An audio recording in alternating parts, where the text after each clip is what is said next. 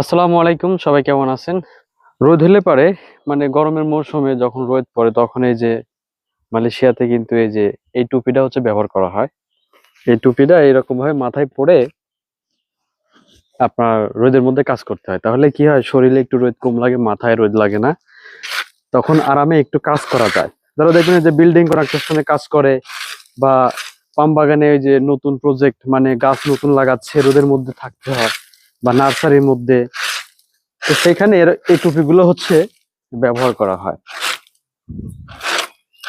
আজকে এই যে রোদের মধ্যে কাজ করতেছি, এই যে টুপি পরে ভালোই।